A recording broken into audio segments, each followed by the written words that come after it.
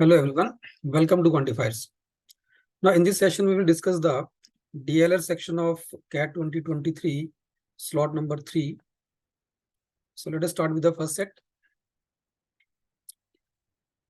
Now information here is that there are 3 female students, Amla, Kohli, Rini, and 3 male students, Biman, Matthew and Shamal in a course. The course has 2 components. One is the project and the second is the test. Aggregate score in the course is the weighted average of the 2 components with the weights being positive and adding to 1. तो जो भी weights होंगे project का और test का जो भी weight होगा उनका जो टोटल बनता है वो 1 बन रहा है यहाँ पे. और जो aggregate score है that is a weighted average. The projects are done in the groups of 2 with each group consisting of a female and male student. तो जब भी हम प्रोजेक्ट की बात करेंगे उसमें हमेशा 2 लोग इन्वॉल्व रहेंगे, एक मेल और एक female. Both the group members obtain the same score in the project. अब इसका मतलब ये है कि जो भी लोग ग्रुप में इन्वॉल्व हैं, जब एक पर्सन का अगर लेट्स से मेल का स्कोर मान लीजिए 30 आया तो फीमेल का स्कोर भी उस ग्रुप के फीमेल का स्कोर भी 30 रहेगा, तो दोनों का स्कोर सेम रहेगा. So both the group members obtain the same score in the project. Now following are the additional points known to us. First is that minimum, maximum and the average of both project and test scores were identical. 40, 80 and 60. तो अगर project की बात करूं तो project में भी क्या हो रहा है, प्रोजेक्ट के अंदर भी जो मिनिमम स्कोर होगा किसी का भी दैट वुड बी 40, जो मैक्सिमम होगा वो 80 होगा और जो एवरेज स्कोर होगा यहाँ पे that would be 60. And same is true for the test also. Test में भी ऐसे ही है, मिनिमम 40 होगा, मैक्सिमम 80 और एवरेज जो होगा दैट इज 60. जो टेस्ट स्कोर है, the test scores of the students they are in the multiples of 10. 4 of them were distinct and the remaining 2 were equal to the average test score. तो test के score क्या क्या है, they are in the multiples of 10. तो multiples of 10 में क्या क्या आ सकता है, अब ध्यान रखना जो मिनिमम है वो 40 है, मैक्सिमम 80 है. ठीक है, तो 40, 50, 60, 70 और 80. ठीक है, 4 के जो स्कोर्स हैं they are distinct. 4 of them were distinct and 2 were equal to the average. इसका मतलब 2 के स्कोर 60 के इक्वल हैं, 2 के स्कोर एवरेज के इक्वल हैं 60 60. स्कोर्स होंगे 40 50 60 60 70 और 80 होंगे because all are in the multiples of 10. और ये सिर्फ बात हो रही है टेस्ट की, ये ध्यान रखना. Amla's score in the project was double that of Kohli in the same, but Kohli scored 20 more than Amla in the test, yet Amla had the highest aggregate score. चलो अब थोड़ा सा यहाँ पे बनाने की कोशिश करते हैं. फीमेल्स और मेल्स हैं, तो मान लीजिए यहाँ पे एक तरफ हम फीमेल लिखते हैं. फीमेल्स हैं आमला, कोहली एंड रिनी. ठीक है, इनका स्कोर प्रोजेक्ट में कितना है और टेस्ट में कितना है, इसको साइड पे एक तरफ ये लिखते हैं. और एक तरफ आते हैं मेल्स. मेल्स में भी बिमन, मैथ्यू एंड श्यामल, और इनका भी स्कोर प्रोजेक्ट में कितना है और टेस्ट में कितना है वो देखते हैं. तो ये पॉइंट बोल रहा है that Amla score in the project was double that of Kohli in the same. So Amla का स्कोर प्रोजेक्ट में डबल है. देखो अब हमें भी पता है कि टेस्ट प्रोजेक्ट में जो मिनिमम स्कोर होगा, minimum is 40, maximum is 80 and 80 is the double of 40. अब ध्यान ये रखने वाली बात है कि टेस्ट के जो स्कोर्स हैं they are multiples of 10. Project के स्कोर्स जरूरी नहीं कि 10 के मल्टीपल में हो भी सकते हैं, बट नॉट नेसेसरली ट्रू. अब इस केस में अगर मान लीजिए प्रोजेक्ट में एक किसी का स्कोर 41 आता है, तो उसका अगर डबल करूंगा तो 82 हो जाएगा, जो पॉसिबल ही नहीं है बिकॉज प्रोजेक्ट में मैक्सिमम स्कोर 80 है. इसका मतलब अगर डबल करना है तो 41 और 82 डबल नहीं कर सकते आप. अगर आपको डबल करना है तो आपको 40 और 80 ही डबल करना पड़ेगा. And as it is given that Amla score जो है that is double that of Kohli, so Amla का स्कोर प्रोजेक्ट में होगा 80 और कोहली का होगा 40. ठीक है, तो यहां से हमें इनके स्कोर पता चल गए. And Kohli score 20 more than Amla in the test. Test में कोहली का स्कोर आमला से 20 ज्यादा है. मतलब अगर ये x स्कोर कर रहा है तो ये x + 20 कर रहा है.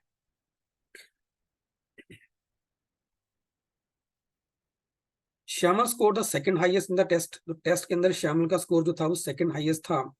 एंड सेकंड हाईएस्ट जो है वो टेस्ट में वो 70 आता है, तो 70 goes to Shyamal. He scored 2 more than Kohli but 2 less than Amla in the aggregate. चलो इसके ऊपर बाद में आते हैं. Biman scored the second lowest in the test and the lowest in the aggregate. Biman scored the second lowest in test. Second lowest बनता है 50, तो बिमन का टेस्ट में है 50 स्कोर, ठीक है, और लोएस्ट एग्रीगेट है इसका. Matthew scored more than Rini in the project but less than her in the test. चलिए, प्रोजेक्ट में मैथ्यू का स्कोर रिनी से ज्यादा है लेकिन टेस्ट में उससे कम होगा. अब यहाँ पे देखो, अगर मैं टेस्ट के स्कोर्स की बात करूं तो 50-70 तो जा चुका है, ठीक है. अब बचे मेरे पास 40, 60, 60, 80. मुझे पता है कि कोहली का स्कोर टेस्ट में आमला से 20 ज्यादा है. एक पॉसिबिलिटी यहाँ बनती है कि हम यहाँ पे इसको 40 ले लें, ठीक है, और इसको ले लें हम यहाँ पे 60, अगर 20 का गैप देना है तो. अब यहाँ पे अगर 40-60 आपने इसको दे दिया है ना, 40 दे दिया, 60 दे दिया, तो बचा क्या, 60 और 80. अब 60 और 80 में मुझे इतना बोला है कि मैथ्यू का स्कोर जो है वो टेस्ट में रिनी से कम है, तो आप रिनी को देंगे यहाँ पे 80, ठीक है, क्योंकि और यहाँ देंगे इसको 60. मैथ्यू का स्कोर रिनी से टेस्ट में कम है, तो ये बन गया यहाँ पे. अब इतना मुझे पता है कि प्रोजेक्ट में अगर आमला को 80 स्कोर मिला है तो किसी न किसी मेल को भी 80 मिला होगा, है ना. अगर आमला को यहाँ पे 80 स्कोर मिला है प्रोजेक्ट में तो किसी न किसी मेल को भी 80 मिला होगा, क्योंकि यहाँ पे गिवन है that the group consisting of female and male are in the project and both the group member obtain the same score in the project. ठीक है, तो अगर आपने आमला को 80 दिया है तो किसी मेल को भी 80 मिलेगा. अब आप चाहे 80 बिमन को दे दीजिए, चाहे मैथ्यू को दे दीजिए, चाहे श्यामल को दे दीजिए, किसी को भी आप 80 स्कोर दे दीजिए, ठीक है. और चलो मान लो एक बार के लिए हम बिमन को दे देते हैं क्योंकि इसका टेस्ट का स्कोर सबसे कम है. अगर आप इसको भी देते हैं 80, आप एक नोटिस करोगे कि आमला का स्कोर 80 और 40 है और बिमन का 80 और 50 है. इन एनी केस बिमल का जो ये बिमन है इसका एग्रीगेट स्कोर आमला से ज्यादा होगा, बट आमला का हाईएस्ट एग्रीगेट था, ये भी ध्यान रखना है. इसका मतलब ये हो गया कि अब ये क्यों हो रहा, बिकॉज इनका 80-80 तो बराबर है लेकिन इसका 40 है, ठीक है, और इसका यहाँ पे 50 है. और वो तब है जब हमने बिमन का लोएस्ट टेस्ट स्कोर रखा हुआ है यहाँ पे अमंग द 3 मेल्स, ठीक है. और अगर आप इसको देते हो तो इस केस में मैथ्यू का स्कोर डेफिनेटली आमला से ज्यादा होगा, तो Amla will not get the highest aggregate. And same is true for Shyamal also. In fact Shyamal के बारे में तो बोला भी गया है शायद कि बिमन के बारे में बोला गया लोएस्ट एग्रीगेट. चलिए, अब इस केस में भी क्या होगा, श्यामल का स्कोर आमला से ज्यादा होगा एग्रीगेट. अब ये क्यों हो रहा है, बिकॉज ऑफ दिस 40. तो इसका मतलब हम आमला को यहाँ 40 स्कोर नहीं दे सकते, ठीक है. तो हमें यहाँ पे ये आमला का स्कोर 40 हटाना पड़ेगा, तो 40 आमला को नहीं जा सकता. अब दूसरा जो गैप बनता है 20 का, वो 60-80 का बनेगा. इसका मतलब आमला को स्कोर मिलेगा 60 और इसको इरेज करते हैं. तो आमला को स्कोर मिलेगा यहाँ पे 60 और इसको मिलेगा 20 ज्यादा 80. तो आपने यहाँ पे 60 और 80 दे दिया, बचा क्या हमारे पास 50-70 भी जा चुका है, बचा 40 और 60.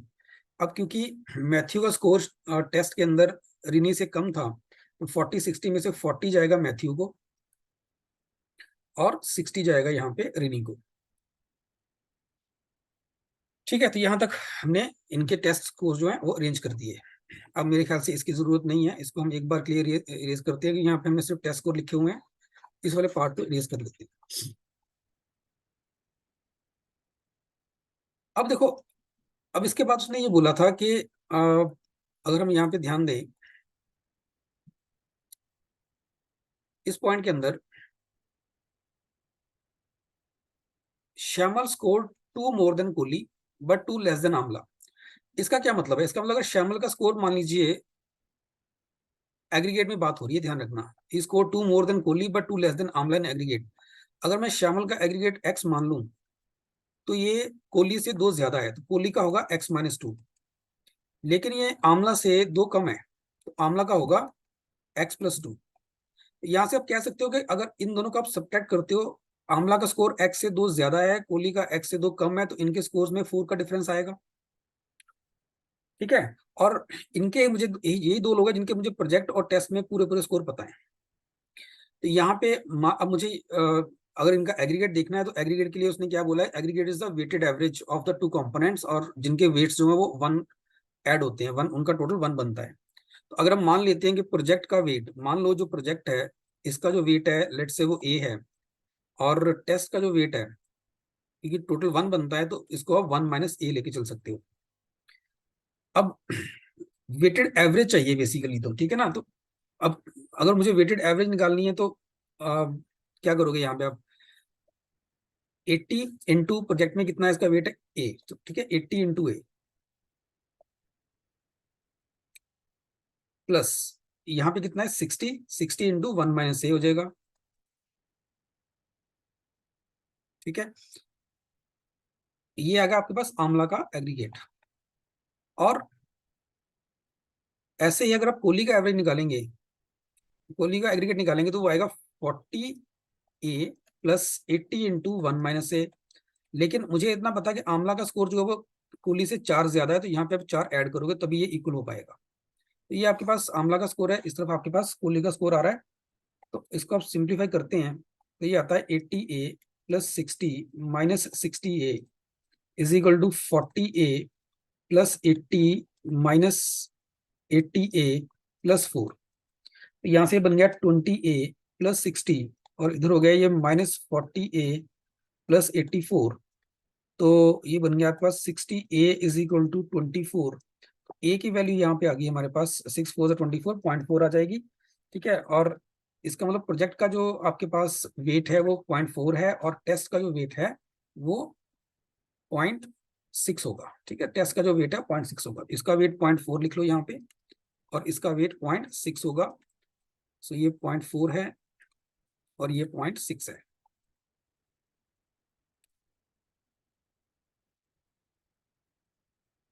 अब यहाँ से आंवला का स्कोर निकाल सकते हो आप। आंवला का स्कोर कितना आ जाएगा, आंवला का जो स्कोर बनेगा वो बनेगा 80 इंटू ए है 0.4 प्लस 60 इंटू इसका वेट बन रहा है 0.6, 60 इंटू 0.6, ये हो गया आपके पास 32 प्लस 36, ये बन गया 68। तो आंवला का स्कोर जो है वो 68 है टोटल स्कोर। और जो श्यामल का स्कोर है वो आंवला से 2 कम है ना, बट 2 लेस देन आंवला। तो श्यामल का स्कोर जो टोटल बनेगा वो बनेगा 66। श्यामल का जो टोटल स्कोर बनेगा वो बनेगा 66। अब मान लीजिए श्यामल का यहाँ पे स्कोर प्रोजेक्ट में x है, इसका मतलब x इंटू 0.4 प्लस 70 इंटू 0.6, ये बनता है 66। तो 0.4x प्लस 42 बन गया 66। तो यहाँ से 0.4x बन गया आपके पास 24, तो यहाँ से x बन गया आपके पास 60। इसका मतलब श्यामल का स्कोर यहाँ पे 60 है।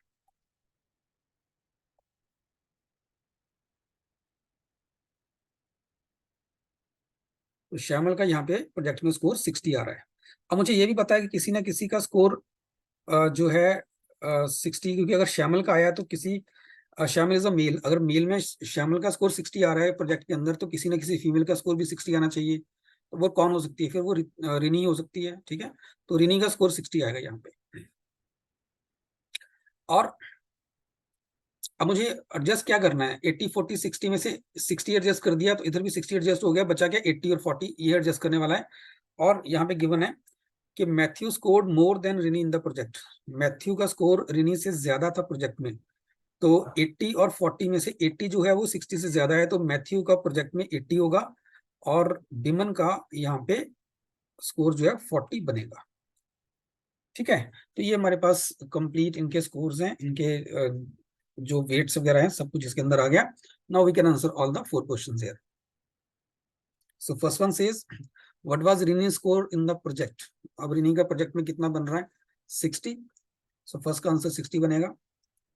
What was the weight of the test component, test component का वेट 0.6 का है, ठीक है। तो ऑप्शन 4 बन जाएगा आपके पास। What was the maximum aggregate obtained by the students. अब देखो मैक्सिमम हमें पता है आमला का था, and that is 68। Option number 4 आपका आंसर बनेगा। What is the Matthew score in test, तो मैथ्यू का टेस्ट में 40 बन रहा है, तो यहाँ 40 आ जाएगा। विच of the following pairs of students were parts of the same project team. अब देखो जो लोग सेम प्रोजेक्ट में होंगे ना उनका प्रोजेक्ट का स्कोर भी सेम होगा। आमला एंड बिमन, आमला का 80 है और बिमन का 40 है, तो ये तो नहीं है, ठीक है। कोहली एंड मैथ्यू, कोहली का 40 है, मैथ्यू का 80 है, ये भी नहीं है। तो इसका मतलब जो मैं पेयर दे रखी है इनमें से कोई भी जो है सेम प्रोजेक्ट में नहीं था. So option 3 will be the right answer. Let us now move to the next one.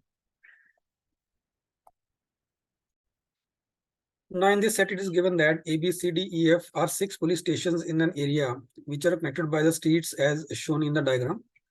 4 teams, Team 1, Team 2, Team 3, and Team 4 patrol these streets continuously between 9 a.m. and 12 p.m. every day.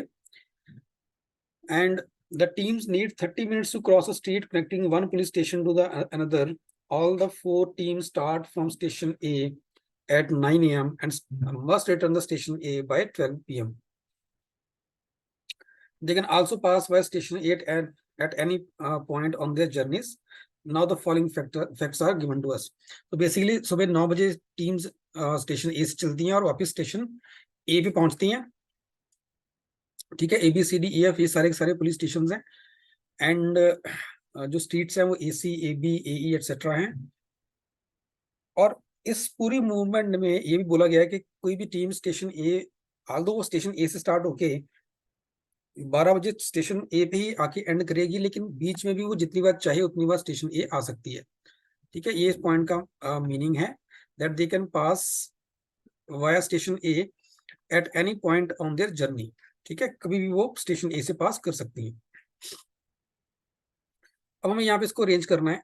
तो जो timings हैं वो हैं 9 to 12 और 30 minutes लगते हैं cross करने में. तो यहाँ पे टाइमिंग लिख लेते हैं 9, 9:30, 10, 10:30, 11, 11:30 एंड देन 12. ठीक है, और team 1, team 2, team 3 and team 4. So first point says none of the streets. एक बार के लिए काम और करते हैं, यहाँ पे एक लाइन लगा लेते हैं इसमें.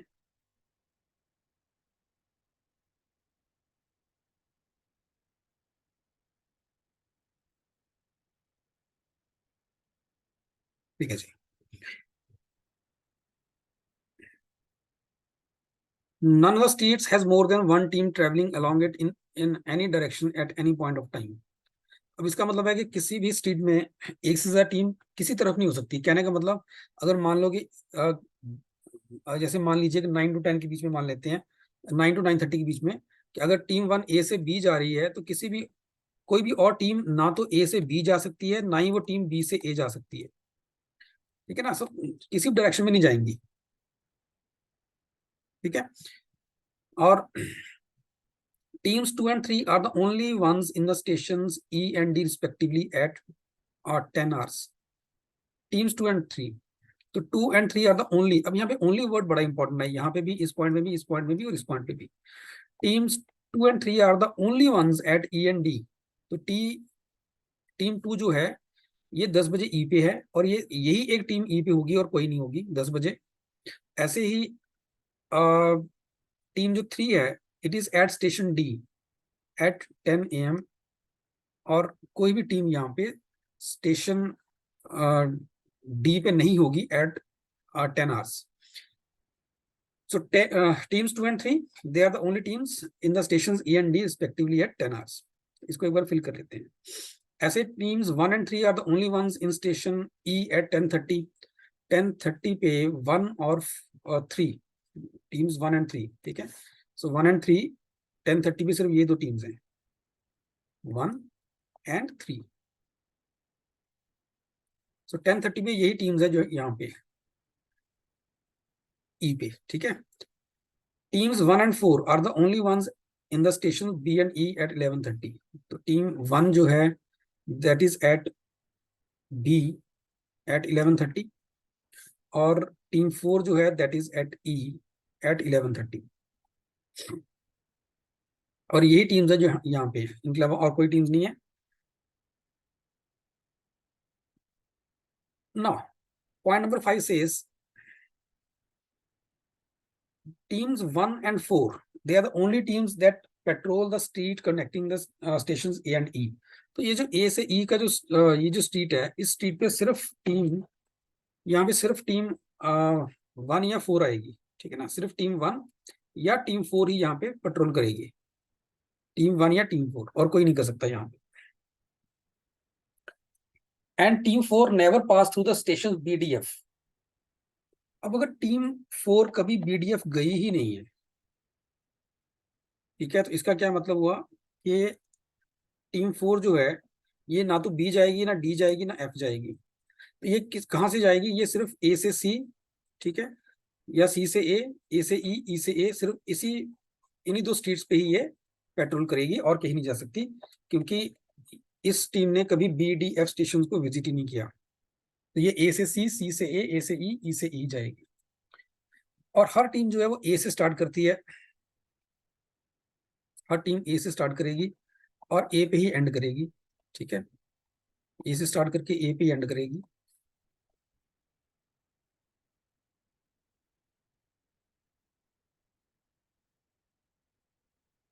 अब बाकियों को अरेंज करने की कोशिश करते हैं। देखो,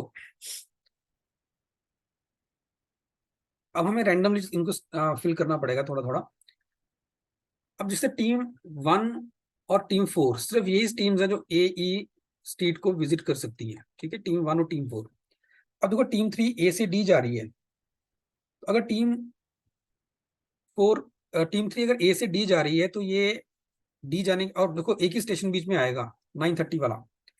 तो 9:30 वाला स्टेशन या तो E हो सकता था या C हो सकता था, कभी ACD या AED के थ्रू, क्योंकि बीच में एक ही स्टेशन है, तो AFED के थ्रू जा नहीं सकती ये, तो या तो ACD की जाएगी या फिर ये AED जाएगी। बट क्योंकि ये टीम 3 है, ये ए स्ट्रीट पे जा नहीं सकती, तो इसके लिए एक ही पॉसिबिलिटी बचती है कि ये ACD के थ्रू ही जाएगी,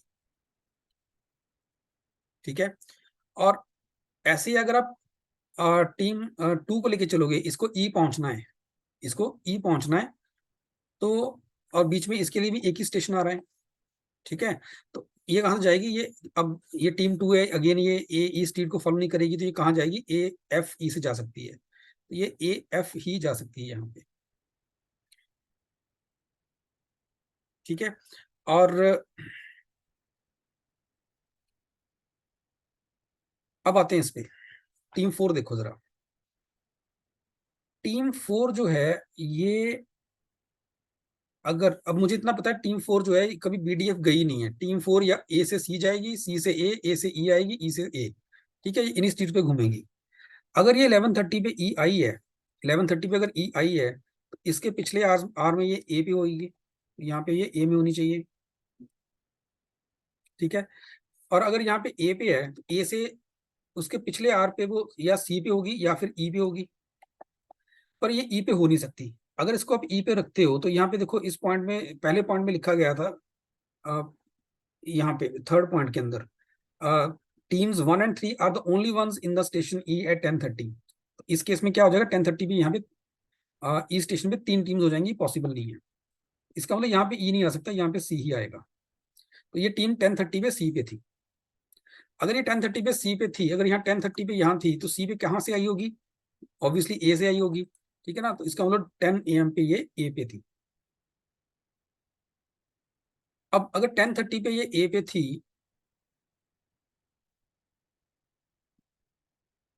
नॉट 10:30, 10 AM पे, 10:30 नहीं, 10 AM पे ये A पे थी। अगर 10 बजे ये A पे थी, C के पहले अगर ये A पे आई होगी, यहाँ C होगा ना, तो फिर उससे पहले कहाँ से आई होगी? A से आई होगी ना, तो A पे आ गई। अब A पे अगर देखो, A से चल के इसको वापस A पे आना है, तो अब A से ये C भी जा सकती थी, A से E भी जा सकती थी। A से C गई फिर A पे आई, या फिर A से E गई फिर A पे आई, कुछ भी हो सकता है। लेकिन ये A से C नहीं जाएगी, क्यों? क्योंकि उस केस में AC और AC इस स्ट्रीट में दो टीम्स 9 और 9:30 के बीच में ट्रेवल कर रही होंगी, ये पॉसिबल नहीं है। इसका मतलब इसके लिए यहाँ पे E ही बचता है। इसके लिए जो बनेगा पाथ, वो बनेगा AE, EA, AC, CA, AE और EA, ठीक है। अब आते हैं टीम 1 पे। लेट से टीम 1 जो है ये, आ, इसको एक बार रेज करिए। टीम 1 जो है ये A पे थी 9 AM पे, और 10:30 पे इसको E पे पहुंचना है, ठीक है। और मुझे इतना भी पता है कि E से ये B भी जा रही है उसके बाद। अगर E से B जाएगी और बीच में एक ही स्टेशन चाहिए, तो एक स्टेशन जो होगा वो A ही हो सकता है, पहली बात। तो यहाँ पे सिर्फ ए आएगा। अब ए से ई कैसे जाया जा सकता है? अगर ए से ई जाना है, बीच में दो स्टेशन हैं, तो देखो कितने तरीके हैं। एक तो है ए सी डी ई, है ना, पर ए सी हो नहीं सकता बिकॉज ए सी और ए सी दोनों सेम हो जाएंगे यहाँ पे और यहाँ पे, ये पॉसिबल नहीं है। तो ए सी नहीं हो सकता। और क्या हो सकता है? ए एफ ए ई, है ना, ए एफ ए ई, ये हो सकता है। बट इस केस में ए एफ और ए एफ दोनों सेम हो जाएंगे, ये पॉसिबल नहीं है, ये भी पॉसिबल नहीं है।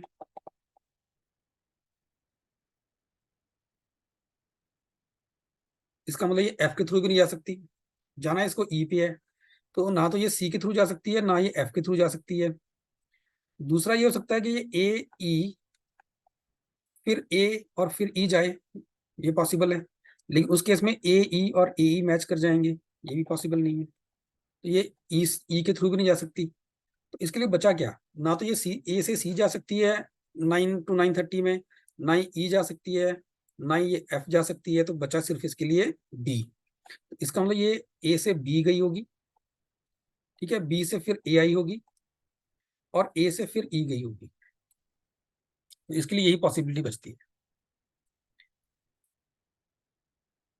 अब आते हैं टीम 2 या टीम 3 पे। अब टीम 3 देखो जरा एक बार के लिए। टीम 3 को ई से ए पहुंचना है, और बीच में दो स्टेशन हैं। ई से ए आने के लिए दो स्टेशन हैं। ध्यान रखना, ये टीम ए ई पे नहीं जा सकती। ऐसा नहीं है कि ये ई से एफ चली गई, फिर एफ से ई आ गई और ई से ए आ जाएगी, पॉसिबल नहीं है। दिस इज नॉट पॉसिबल, क्योंकि ये टीम ए ई स्ट्रीट से जा ही नहीं सकती, ठीक है। तो अब इसको अगर ई से ए पहुंचना है और ए स्ट्रीट को ये चूज ही नहीं कर सकती, तो ये स्ट्रीट इसके लिए है ही नहीं है। या तो ये यहां से जाएगी, ठीक है, यहां से जाएगी तो एफ और ए सीधा पहुंच जाएगी, फिर तो सीधा ही है ना, एफ और ए पहुंच गई, फिर तो कहानी खत्म होगी। वो पॉसिबल ही नहीं है, क्योंकि यहाँ पे ए आ रहा है, ठीक है। तो इसके लिए सिर्फ एक ही पॉसिबिलिटी बचती है कि ये ई से डी जाएगी, डी से सी जाएगी और सी से ए जाएगी। ई से डी, डी से सी, और फिर सी से ए जाएगी। अब यहां आते हैं सेकंड स्ट्रीट पे। सेकंड स्ट्रीट में ए से एफ, एफ से ई जा रहे हैं। अब ई से हम कहाँ जा सकते हैं? ई से देखो, ई से आगे हम ए जा नहीं सकते, इस तरफ जा ही नहीं जा सकता ई। और टीम 2 ए ई स्ट्रीट में जाती नहीं है।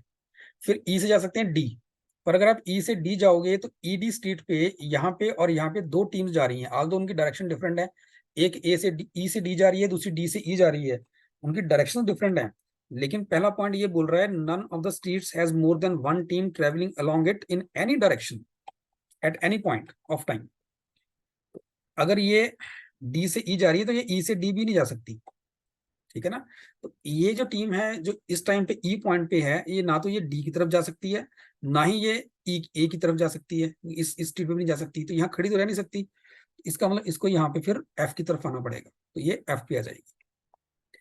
अब एफ पे आने के बाद वापस इसको ए पे आना है, तो ऑब्वियस सी बात है, ए ई स्ट्रीट वो ट्रांसफर नहीं कर सकती, तो इसको एफ से ई डी सी के थ्रू आना पड़ेगा। लेकिन उस केस में ये दो ही स्टेशन नहीं आएंगे मेरे बीच में, तीन स्टेशन आ जाएंगे ना। एफ के बाद अगर ई आती है, फिर ई के बाद डी, फिर सी, ना पॉसिबल नहीं है वो, क्योंकि उसमें हमारे पास सिर्फ स्टेशन ही दो रह गए हैं। तो यहाँ पे देखो, एफ के बाद वो ई जा सकती है। एफ के बाद अगर वो ई जाती है तो कोई दिक्कत नहीं है, ठीक है ना। और ई से वापस एफ जा सकती है, और फिर एफ से ए हो सकती है। ये एक पॉसिबिलिटी और भी बन सकती है यहाँ पे, वो ये हो सकती है कि एफ पे तो थी वो, तो एफ से ए चले जाए, और ए से फिर एफ आ जाए, और एफ से फिर ये चले जाए, ये पॉसिबिलिटी बन सकती है, ठीक है। तो ये हमारे पास कंप्लीट इसका जो अरेंजमेंट बनता है, ठीक है। कौन सी टीम किस स्ट्रीट पे किस टाइम पे है, एक बार चेक कर लो। A B A F A C A B A B F E कुछ भी यहाँ पे ओवरलैप नहीं कर रहा मेरे ख्याल से। E A F E F A E D C A B B F E F है, ए एफ है, डी सी है और ए ई है, ठीक है। बी ए है, एफ ए है, सी ए ई है, ठीक है जी। कुछ भी यहाँ पे ओवरलैप नहीं कर रहा है, कोई भी दो टीम्स सेम स्ट्रीट से सेम टाइम पे पास नहीं कर रही हैं, ठीक है, तो ये हमारा अरेंजमेंट बन रहा है। अब इसकी बेसिस पे हम लोग जो आंसर्स है वो कर सकते हैं। ना फर्स्ट क्वेश्चन क्या कह रहा है? First says which one among the following stations is visited the largest number of times. ठीक है, अब ई देखते हैं कितनी बार विजिट हुआ है। ई एक बार यहाँ पे हुआ है, दो। अब यहाँ पे हमें पता नहीं कि हुआ कि नहीं हुआ, तो इसको काउंट नहीं करते अभी के लिए, ठीक है ना, क्योंकि यहाँ पे ए भी विजिट हो सकता है। एक तो यहाँ पे हुआ है, दूसरा यहाँ पे हुआ है, थर्ड यहाँ पे हुआ है, फोर्थ यहाँ पे हुआ है, फिफ्थ यहाँ पे हुआ है, तो कम से कम 5 बार तो हुआ है। 5 या 6 दोनों में से कुछ भी हो सकता है, तो इसको कह सकते हो 5 या 6 कुछ भी हो सकता है। ठीक है, अगर यहाँ इसको काउंट करेंगे तो 6 हो जाएगा, नहीं तो 5 हो जाएगा। सी कितनी बार विजिट हुआ है? सी विजिट हुआ है, इसने नहीं किया, इसने नहीं किया, 1 2 3 टाइम्स, सी सिर्फ 3 टाइम्स हुआ है। डी कितनों ने विजिट किया है? डी यहाँ नहीं हुआ, डी यहाँ पे हुआ 1 2, बस 2 बार ही हुआ है। ये 3 बार था, ये 2 बार हुआ है। और एफ जो है ये कितनी बार हुआ है? एफ 1 2, 1 2 3, तो 3 बार आई थिंक एफ हुआ है। तो मैक्सिमम पूछा था, मैक्सिमम किसकी बारी आ रही है? मैक्सिमम आ रहा है ई। तो स्टेशन ई जो है वो मैक्सिमम टाइम विजिट हुआ है। How many times do the teams pass through the station be in a day? ये भी हमने देखा था। ठीक है, कितनी बार? 2 बार आया था आई थिंक। एक यहाँ पे है और दूसरा यहाँ पे है। ये बी के थ्रू नहीं जा रहे, ये बी के थ्रू नहीं जा रहे, ये बी के थ्रू नहीं जा रहे, तो 2 बार हो रहा है। Which team patrols the street connecting the streets D and E at 10:15? 10:15 मतलब 10 और 10:30 के बीच में, 10:30 और 10:30 के बीच में डी ई स्ट्रीट जो है ये रही। ठीक है, इसको टीम 3 जो है वो पेट्रोल कर रही है, तो टीम 3 मतलब ऑप्शन 1 आपका आंसर बनेगा। How many times does team 4 passes through station E in a day? हाँ जी, तो टीम 4 जो है ई को 1 और 2 सिर्फ 2 बार पास कर रही है। ठीक है, तो इसका आंसर 2 बन जाएगा। And the next one, how many teams pass through the station C in a day? वो हमने अभी लिखा था, station C in a day. 1 2 और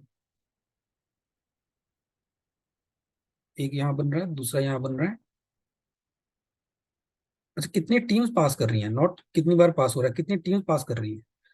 देखो, टीम 3 पास कर रही है इसको, और टीम 4 पास कर रही है, टीम 1 और 2 नहीं पास कर रही है। तो नंबर ऑफ टाइम्स नहीं पूछा कितनी बार हुआ है, कितनी टीम्स पास कर रही है। तो देखो, टीम 1 ने इसको पास नहीं किया, टीम 2 ने नहीं किया, टीम 3 और टीम 4 कर रही है।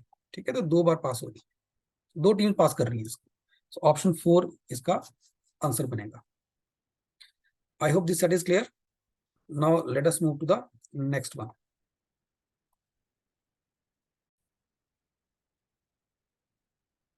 Now in this set, it is given that in a coaching class, some students register online and some other register offline. No student register both online and offline, hence the total जो registrations हैं that is the sum of the online and offline registrations. So दो तरह की registrations हैं, online या offline. ठीक है, और या तो student offline लेगा या online लेगा. No student register for both. The following facts and table pertain to the registration numbers for the 5 months from January to May 2023. Table shows the minimum, the maximum and the median registration numbers of these 5 months.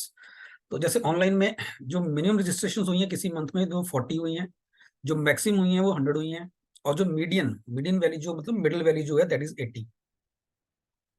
ऐसे offline में minimum 30 हुई है, maximum 80 हुई है, और median जो है वो 50 है, और टोटल जो रजिस्ट्रेशन हैं that is the minimum, maximum and median.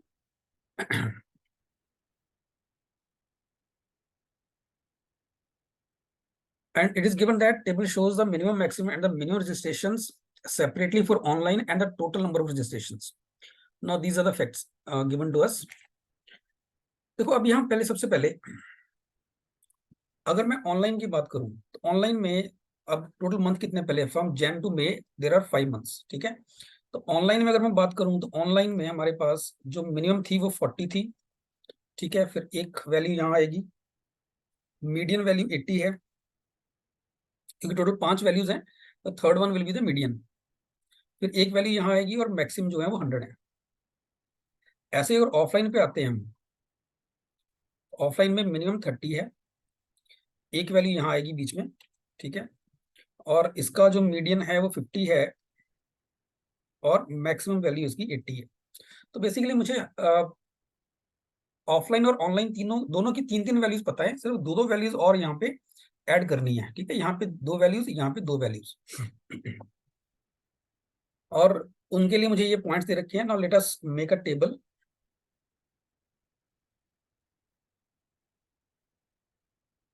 अब देखो यहाँ पे क्या क्या दिया है मुझे, पहले यहाँ पे मंथ एडजस्ट करते हैं। सो मंथ है जैन से लेके मई तक,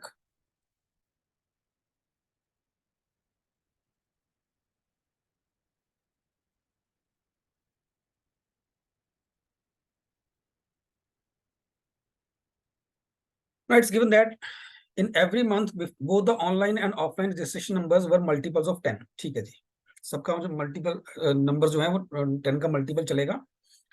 इन January the number of offline registrations was twice that of the online registrations.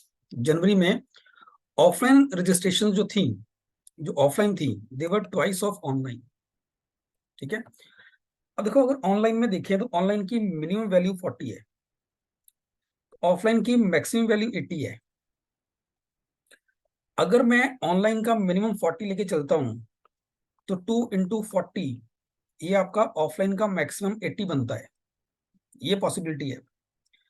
अब मुझे बोला गया that all the values are multiples of 10, तो मान लीजिए 40 के बाद अगली वैल्यू मान लो कि यहाँ 50 है, अगर मान लो यहाँ वैल्यू 50 है, तो अगर हम यहाँ पे ऑनलाइन में 50 लेके मान के चलूं मैं, तो 50 का डबल हो जाएगा 100, 50 का डबल हो जाएगा 100। तो ऑफलाइन में 100 होना चाहिए, लेकिन दिक्कत ये है कि ऑफलाइन में मैक्सिमम ही 80 है। इसका मतलब 40 के बाद ऑनलाइन की वैल्यू यहाँ पॉसिबल नहीं है।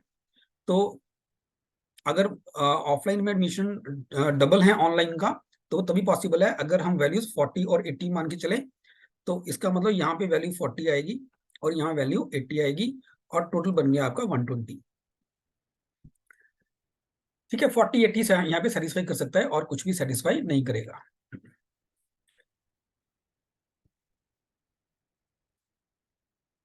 Next,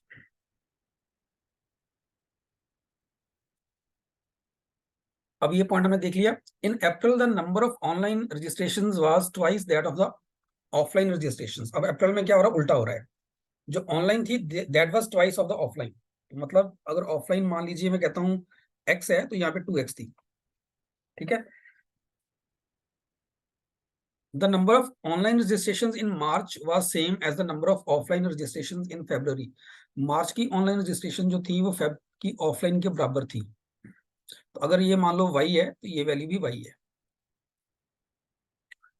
the number of online registration was largest in May, मई में ऑनलाइन रजिस्ट्रेशन लार्जेस्ट थी। अब ऑनलाइन की मैक्सिमम वैल्यू 100 है, तो वो 100 जो आ रहा है यहाँ पे वो हमारे पास मई में आ रहा है यहाँ पे। अब देखो एक चीज और यहाँ पे समझो। अब मुझे ऑफलाइन यहाँ पे एडजस्ट करना है मई के लिए। ऑफलाइन की वैल्यू 30 से लेके 80 तक वेरी कर रही है, 30 टू 80 तक वेरी कर रही है। और क्योंकि अगर हम टोटल वैल्यू देखें, टोटल मिनिमम 110 है, मैक्सिमम 130 है, जो टोटल का मैक्सिमम बनता है वो 130 बन रहा है।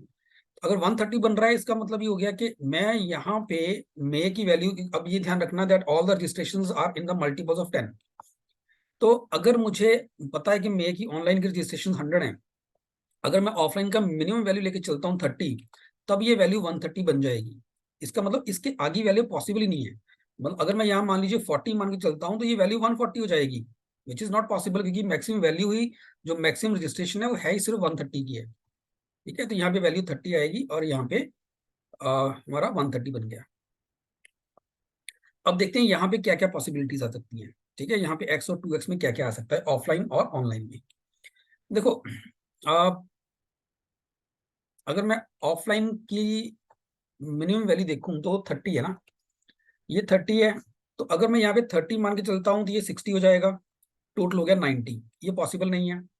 क्यों पॉसिबल नहीं है? क्योंकि टोटल रजिस्ट्रेशन जो मिनिमम है वो 110 है, तो 90 पॉसिबल नहीं है। सो 30 60 नहीं बन पाएगा। अगर 40 लेके चलते हो, यहाँ 80 लेके चलते हो, तो यहाँ 120 हो जाएगा, ये पॉसिबल है। ठीक है, 120 इज पॉसिबल। ऐसे ही अब ये रेंज 30 to 80 है, अगर यहाँ 50 लेके चलते हो तो यहाँ भी, यहाँ 100 हो जाएगा, तो टोटल हो गया 150। अगेन ये पॉसिबल नहीं है, बिकॉज जो मैक्सिमम वैल्यू आएगी टोटल की वो 130 आएगी। एक ही पॉसिबिलिटी यहाँ बचती है, वो है 40 और 80 की। तो ये वैल्यू 40 है और यहाँ पे 80 आएगा। So let me erase this x and 2x। सो ये वैल्यू 40 आएगी, ये 80 आएगी, टोटल बन गया हमारे पास 120। ठीक है, अब ऑफलाइन में मुझे क्या क्या वैल्यूज मिल गई, 30, 40, 80। ऑफलाइन में 30, तो ये 40 होगा और 80, और ऑनलाइन में अभी तक मेरे पास 40, 80 और 100 ही है। अब देखो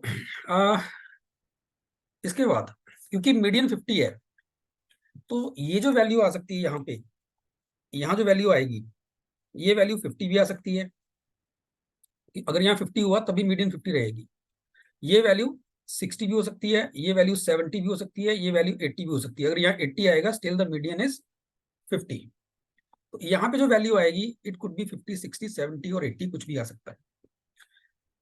पर इतना मुझे पता है कि एक 50 तो हमें लेके आना है, एक 50 तो आना ही आना है। और वो 50 या तो यहाँ पे आएगा, या फिर वो 50 यहाँ आएगा, कहीं तो आएगा वो। ठीक है, तो एक बार के लिए हम मान लेते हैं कि जो ये मीडियन 50 आ रहा है वो यहाँ आ रहा है। ठीक है, तो ये मीडियन 50 यहाँ पे आ गया, ये हम ऑफलाइन में इसको हमने फिल किया है। अब यहाँ पे क्या आ सकता है, देखो यहाँ पे ऑनलाइन की रेंज है 40 to 100। ठीक है ना, अब मुझे यहाँ नहीं पता क्या आएगा, यहाँ पे 40 भी आ सकता है, ठीक है, यहाँ पे 50 भी आ सकता है, यहाँ पे 60 भी आ सकता है, 70 भी आ सकता है, 80 भी आ सकता है, कुछ भी आ सकता है यहाँ पे।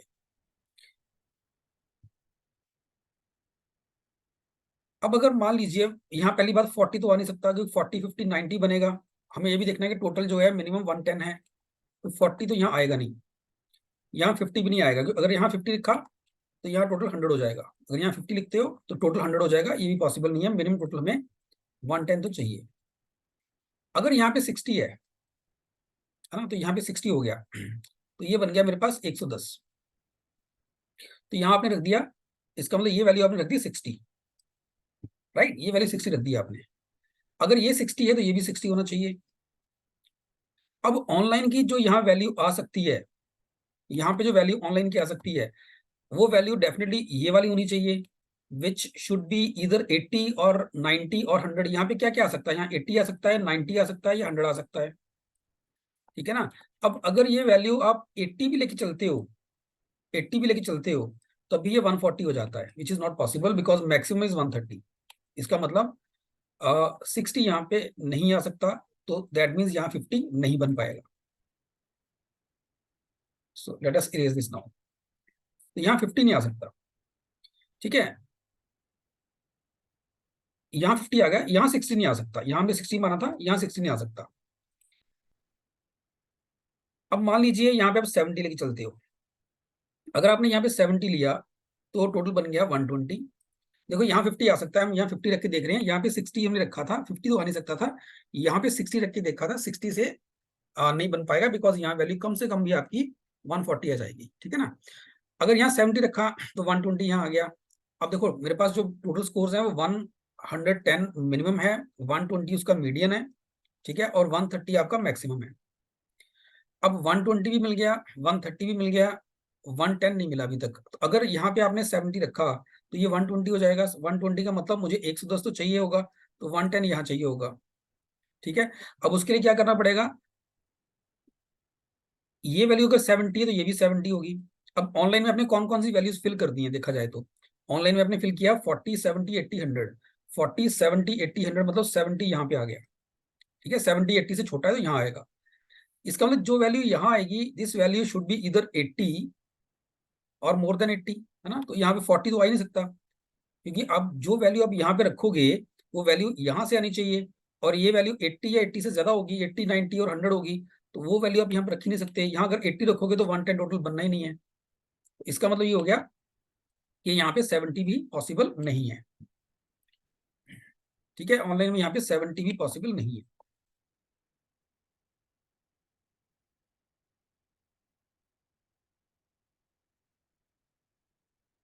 अब ऑनलाइन में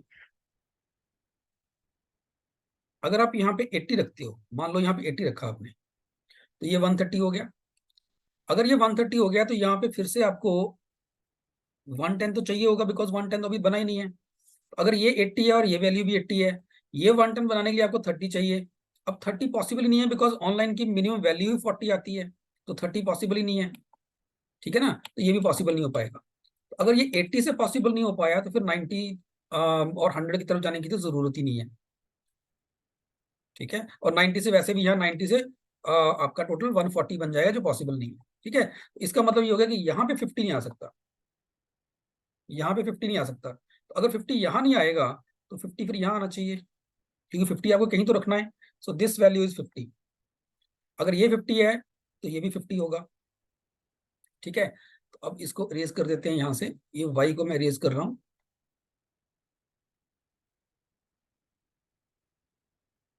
सो ये वैल्यू हमारी 50 और 50 आ गई। और यहाँ पे हमने क्या फिल कर दिया, ऑनलाइन में फिल कर दिया 40 50, ठीक है, 80 और 100। और इधर हमने फिल कर दिया 30 40 50 एंड 80। ठीक है जी। अब ऑफलाइन की वैल्यू यहाँ पे क्या आ सकती है, अगर ऑफलाइन में यहाँ देखें तो यहाँ पे क्या वैल्यू पॉसिबल आ सकती है हमारे पास। ये तो 50 50 आ गया हमारे पास। ठीक है, अब जो भी ये वैल्यू आएगी, क्योंकि हमने 30 40 50 और 80 लगा दी यहाँ पे, जो भी वैल्यू आएगी it should be more than, it should be 50 और मोर देन 50। अगर मैं यहाँ मान लो कि अब देखो हमने 30 फिल कर दिया, 40 भी कर दिया, 50 भी कर दिया ऑफलाइन में, ये इनकी वैल्यू, इन वैल्यूज की बात कर रहा हूँ मैं। 30 40 50 और 80 हमने फिल कर दिया है। जो भी वैल्यू आएगी वो यहाँ से आएगी, विच इज इधर 50 और मोर देन 50। अगर आप यहाँ पे 50 रखते हो तो टोटल 100 बनता है, नॉट पॉसिबल, है ना, बिकॉज मिनिमम 110 है। अगर 60 रखोगे तो 110 बन सकता है, 110 बन जाएगा उस केस में। ठीक है, और ये पॉसिबल है।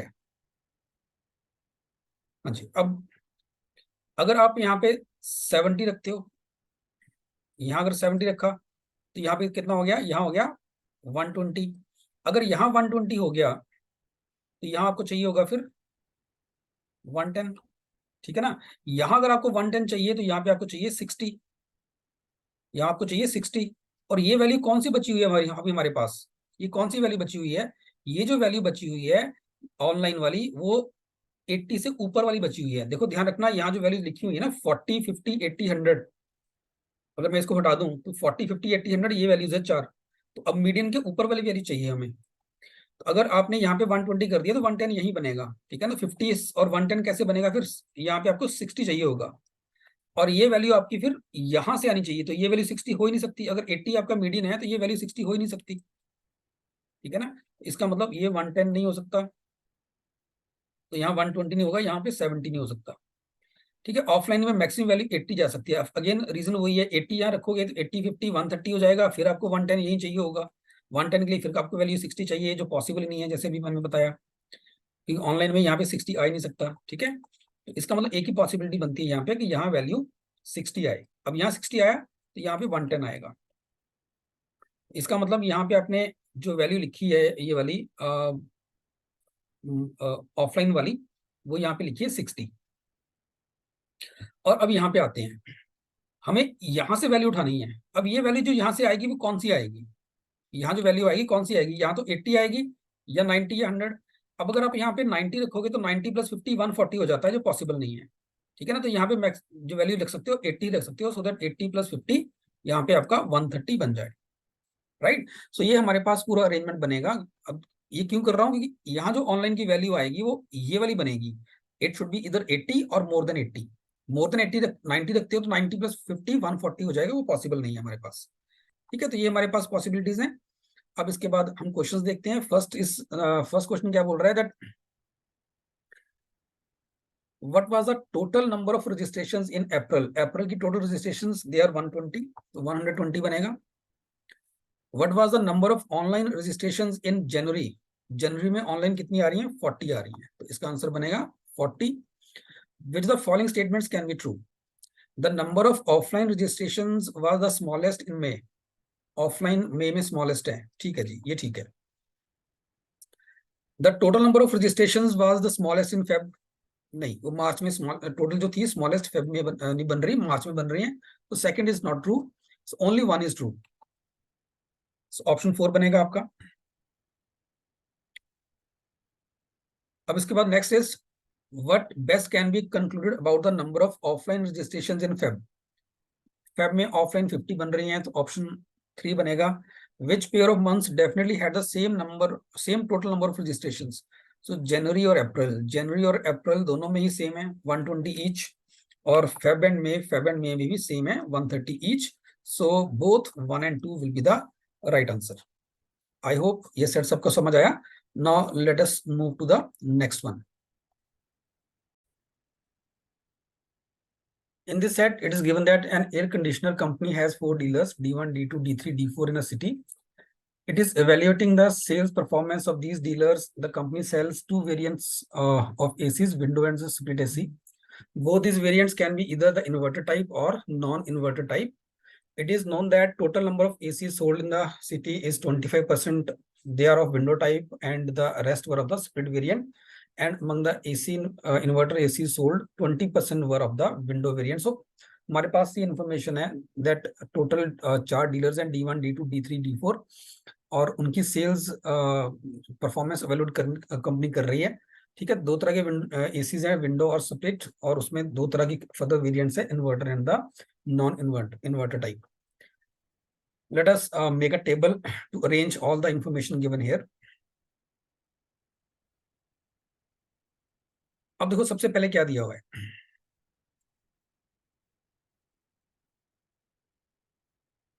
जो वेरिएंट्स है दे कुड बी इन्वर्टर और नॉन इन्वर्टर टाइप। ठीक है, total number of AC sold in the city 25% were the window ACs. अगर टोटल मान लीजिए एक्स थे, अगर टोटल एक्स थे, उसमें उसका 25% जो था विंडो वेरिएंट था, तो ये कितना हो गया 0.25x। ठीक है, और स्प्लिट जो है बाकी स्प्लिट है, तो 0.75x, या 75% आपका स्प्लिट एसीज है। Among the inverter ACs sold, 20% were of window variant. तो जितने भी इन्वर्टर, ध्यान रखना आप, ये सिर्फ इन्वर्टर एसीज की बात कर रहा है, इन्वर्टर मतलब ये वाले और ये वाले। ठीक है, तो जितने भी इन्वर्टर एसीज थे उसका 20% जो था विंडो वेरिएंट था। अब इन्वर्टर एसीज कितने हैं, मान लीजिए जो इन्वर्टर वेरिएंट है वो टोटल है से y। ठीक है, तो उसका 20% जो था दैट वाज विंडो वेरिएंट, तो ये 0.2y यहाँ आएगा, और बाकी जो था वो था स्प्लिट वाला पार्ट, तो 0.8y यहाँ आ जाएगा। अब क्या दिया है, every dealer sold at least 2 window ACs.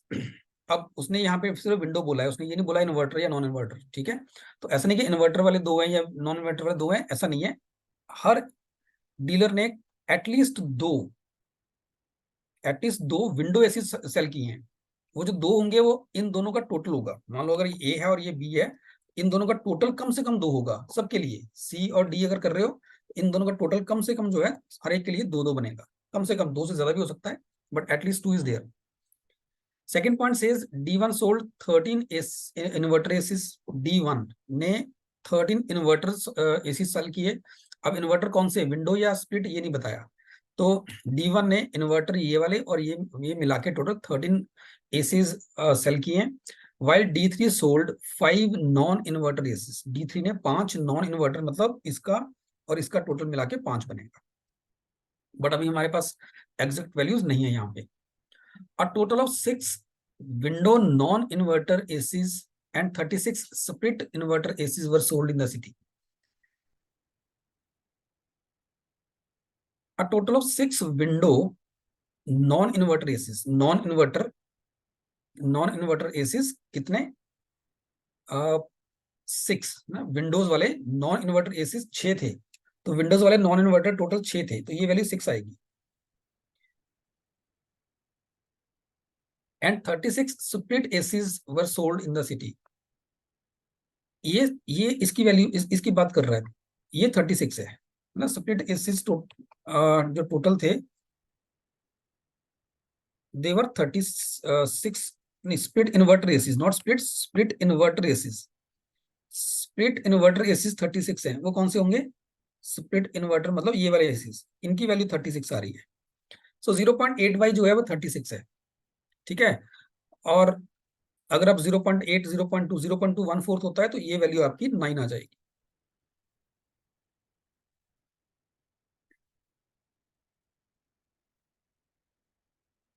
This value will be 9। अब यहाँ पे इसके बाद ये टोटल कितना बन गया, विंडोज एसी कितने टोटल हो गए, ये हो गए 15, ठीक है। जो 0.25x है और ये 0.75x है, इसका 3 गुना, तो ये टोटल कितने हैं, 15 बन रहे हैं, राइट। और ये अगर 15 है, अगर 0.25x या 25% अगर 15 है तो 75% कितना होगा, उसका 3 गुना, मतलब 45। तो ये टोटल 45 बनेंगे, ये टोटल 45 बन जाएंगे। और यहाँ से आप ये भी कह सकते हो कि टोटल की स्प्लिट एसीज 45 हैं। सो अगर ये 36 है तो यहाँ पे 9 आएगा, ठीक है जी। तो अभी तक हमें सिर्फ टोटल एसीज के बारे में पता चला है कि टोटल कितने कितने एसीज इन्होंने सेल किए हैं। नेक्स्ट नेक्स्ट इट सेज, हमने ये यूज किया पॉइंट, ये यूज कर लिया। नेक्स्ट इट सेज, नहीं सभी सेकंड नहीं यूज किया हमने। Fourth point, the number of split AC sold bye D1 was twice the number of windows ACs sold by it। Number of split ACs, पूरे ACs की बात कर रहा है, स्प्लिट की D1 ने जो सेल किया that was twice the number of window ACs. तो स्प्लिट वाला जो टोटल है, इसका जो टोटल D1 ने किया है that is double of this number. चलो अभी हमें इसका नहीं पता। D3 and D4 sold an equal number of window ACs. D3 और D4 ने इक्वल नंबर सेल किया है एसीज का। इक्वल नंबर मतलब अगर मान लीजिए ये X है तो ये भी X होगा, ठीक है। और equal number of window ACs, यहां नहीं लिखना चाहिए इसको, विंडोज एसी की बात हो रही है, सिर्फ इन्वर्टर की बात नहीं हो रही, टोटल की बात हो रही है। तो let us right it here, D3 and D4, ठीक है, इन्होंने इक्वल नंबर किया है तो X और X मान लो। And this number was 1/3 of the number of similar ACs sold by D2। Similar मतलब विंडोज की बात हो रही है। दिस नंबर वाज 1/3, तो ये नंबर जो था it was 1/3 of the number of similar ACs sold by D2। तो D2 ने जो है इनसे 3 गुना सेल किए होंगे, जो 3x हो गया।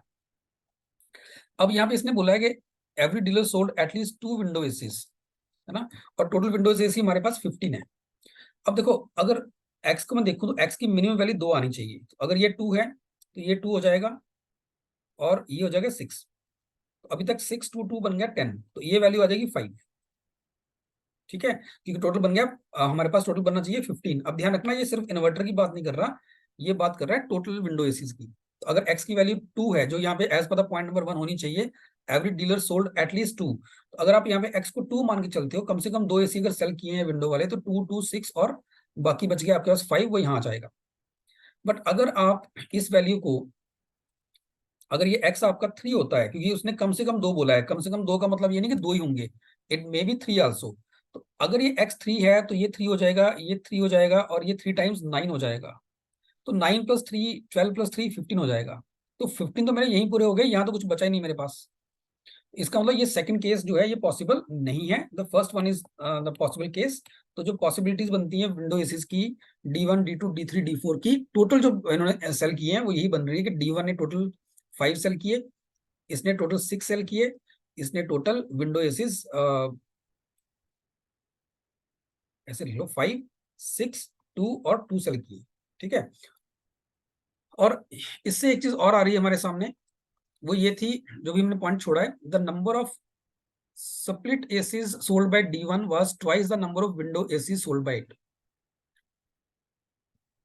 ठीक है, तो D1 ने जितने स्प्लिट सेल किए हैं that was twice the number of window AC. तो इसने विंडो कितने किए हैं 5, तो इसने स्प्लिट कितने किए होंगे 10। तो यहाँ पे ये वैल्यू टोटल 10 बनेगी, इसका और इसका टोटल 10 बनेगा।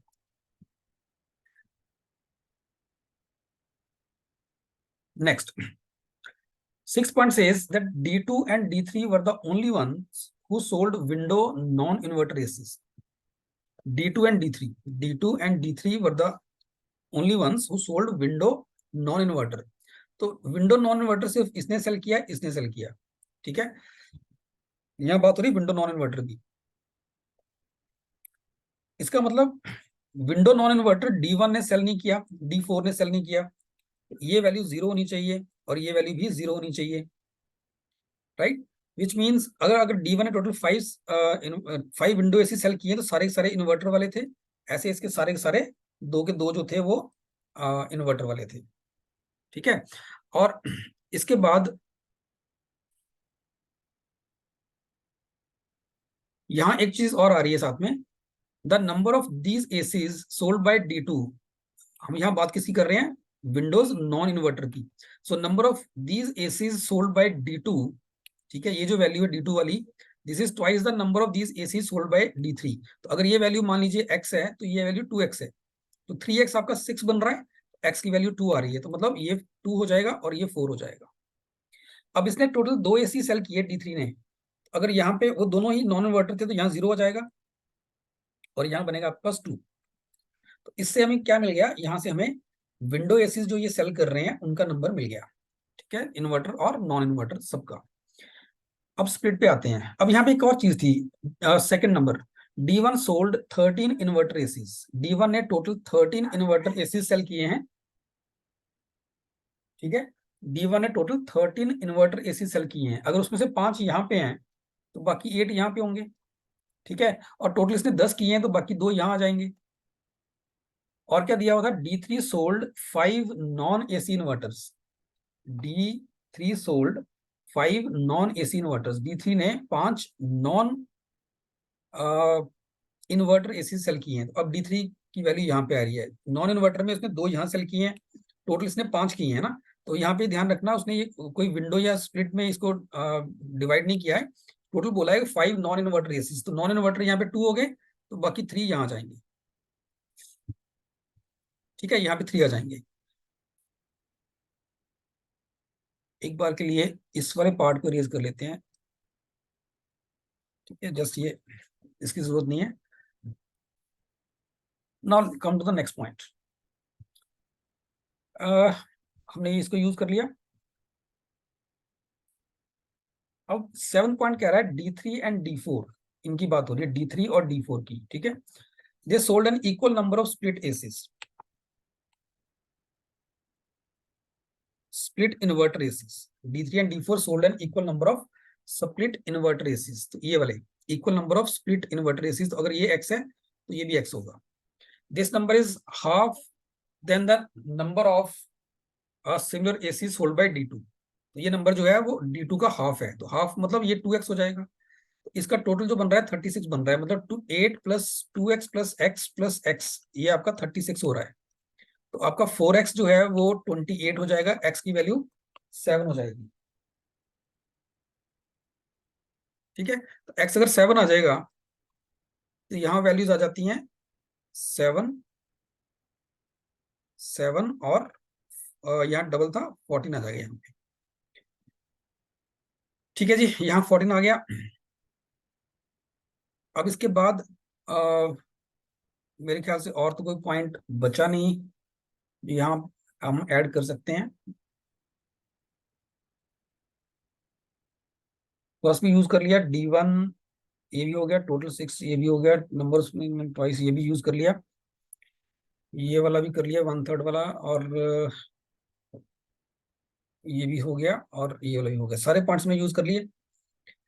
अब मेरे पास ये वैल्यू अभी भी नहीं आई, ये वैल्यू और ये वैल्यू अभी भी नहीं आई है हमारे पास।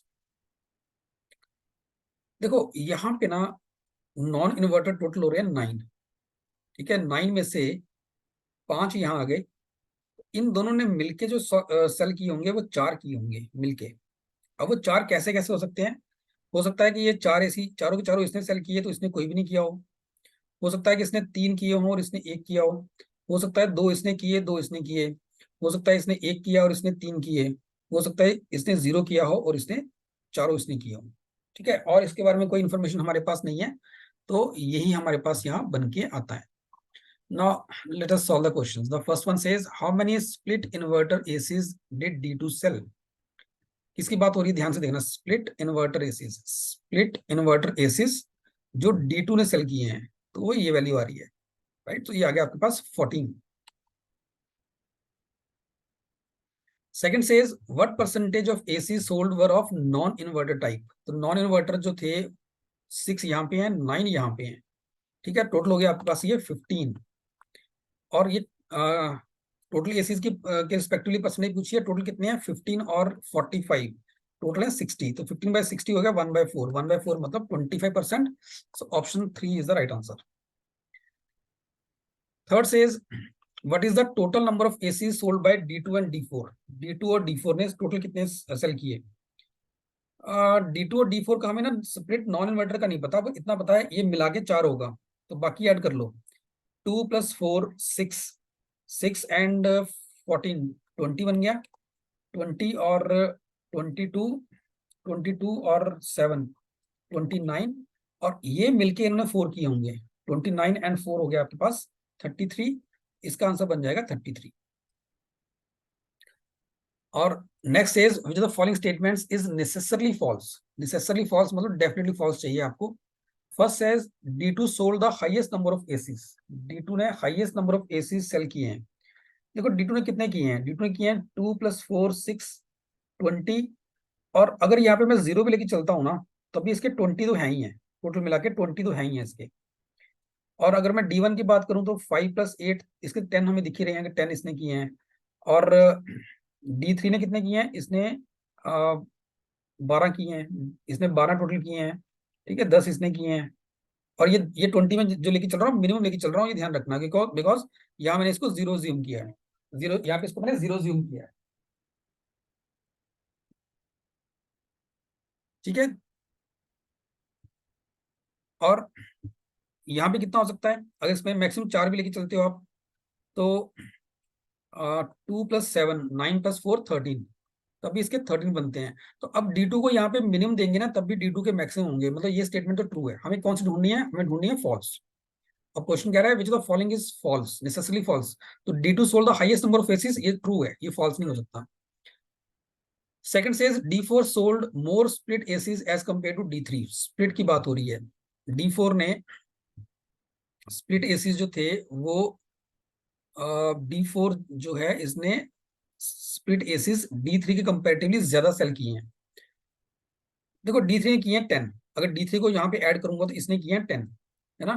तो अब देखने में एक बार लगता है कि अब ये 7 कर रहा है, तो यहाँ पे ये 0 भी कर सकता है, यहाँ पे 1 भी कर सकता है, यहाँ पे 2 भी कर सकता है। तो अगर आप मान लो 0 1 2 करते हो तो फिर ये स्टेटमेंट मुझे फॉल्स लगती है ना। अगर मान लो यहाँ पे 0 लेके चलते हो तो 7 ही करेगा ये, अगर 1 लेके चलते हो तो 8 ही करेगा, 2 लेके चलते हो तो 9 ही करेगा, राइट।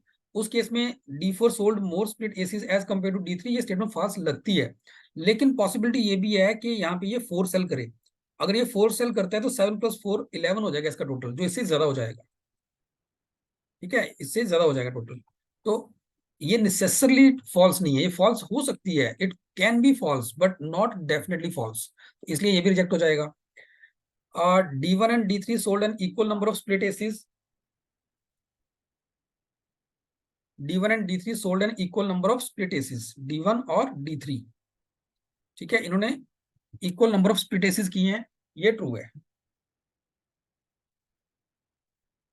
देखो D1 ने कितने स्प्लिट किए हैं 10, और D3 ने कितने किए हैं, इसने भी 10 किए हैं, ठीक है, तो ये दोनों ये भी ट्रू है। और last is D1 and D3 together sold more than. अब देखो पहली तीनों तो ट्रू है ना, या डेफिनेटली फॉल्स नहीं है, या ट्रू है। ऑब्वियसली आंसर फोर्थ होना चाहिए। चेक करते हैं एक बार। D1 D3 sold more ACs as compare to D2 D4 together. अब D1 D3 ने देखो कितने सेल किए हैं, D1 ने किए हैं टोटल 10, ठीक है, D1 ने टोटल 10 सेल किए हुए हैं, और D3 ने टोटल सेल किए हैं, इसका भी नंबर एग्जैक्ट पता है हमें, तो इसने कितने किए हैं 2 + 7 9 + 3 2 + 7 9 + 3 12, इसने 12 किए हैं, ठीक है, 12 इसने किए हैं, 10 इसने किए हैं, 10 और नहीं इसने 15 किए हैं, सॉरी माय मिस्टेक, इसने 15 किए हैं। देखो 8 और 2 10 यहीं भी है, 5 यहाँ भी हैं, तो टोटल इसने 15 किए, इसने 12 किए हैं, तो इन्होंने मिलके कितने किए हैं 27, मिलके इन्होंने 27 सेल किए, और टोटल एसीज है 60। तो अगर D1 और D3 ने मिलके 27 किए हैं, इसका मतलब D2 और D4 ने मिलके बाकी के 33 सेल किए होंगे। इसका मतलब D1 D3 ने मिलके ज्यादा एसी सेल नहीं किए हैं D2 और D4 से, राइट। सो ऑप्शन 4 आपका यहाँ पे आंसर बनेगा। And the last one says if D3 and D4 sold an equal number of ACs, then what was the number of non-inverter ACs sold by D2? D3 D4 ने equal number of ACs अब cell किए हैं। एक बार इसको मैं erase कर दूं, इसकी जरूरत नहीं है। D3 और D4 ने equal number of AC sale किए। अब D3 ने कितने किए हुए हैं? D3 ने किए हैं 2 + 7 9 + 3 12, इसके टोटल 12 है। D4 के 12 करने हैं, 2 और 7 9 हो जाएंगे। 12 के लिए मुझे यहाँ पे इसको 3 लेके चलना पड़ेगा,